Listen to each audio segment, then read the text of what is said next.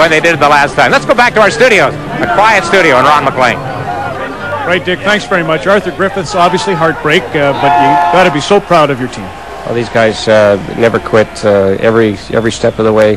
Getting this far in the playoffs was gained a lot of fans for our club, and you cannot say enough about these guys. They never quit every step, every period, in the last minute there was a good chance to score and tie the game, and had that been the case, who knows what would have happened in overtime. These guys are one of the best teams in terms of never giving up I've ever seen.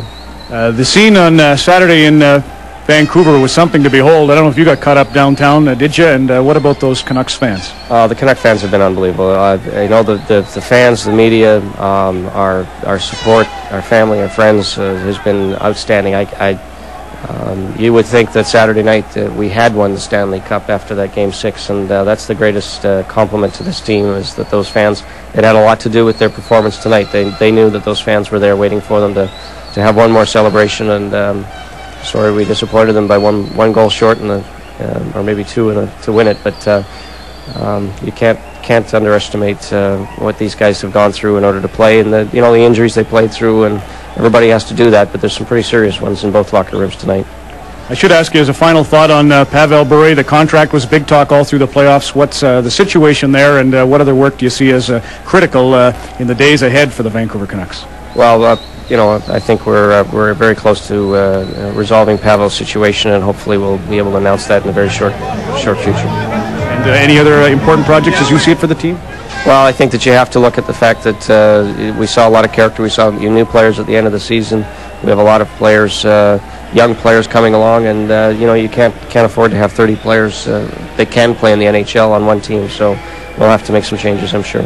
Well, Arthur, again, congratulations on all that's happened with the hockey team and with the NBA in the future. To your mom upstairs who watched today, to your dad upstairs who watched today, well done. Thanks very much, Ron.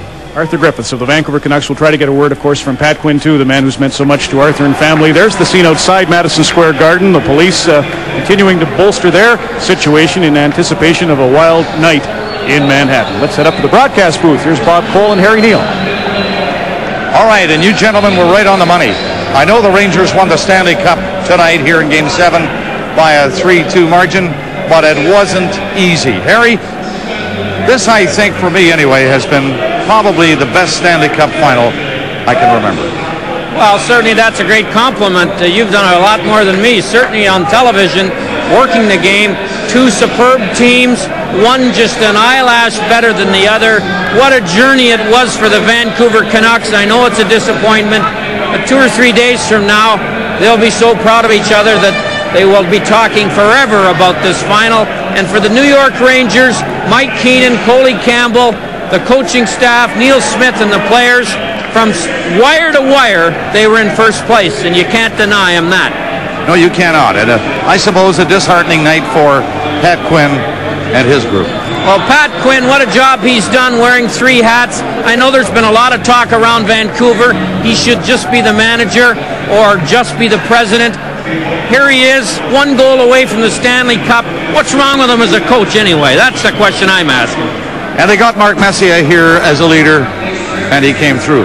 Absolutely, Mark Messier. You know, when you win a championship like this, you don't just do it with talent. You do it with everything else.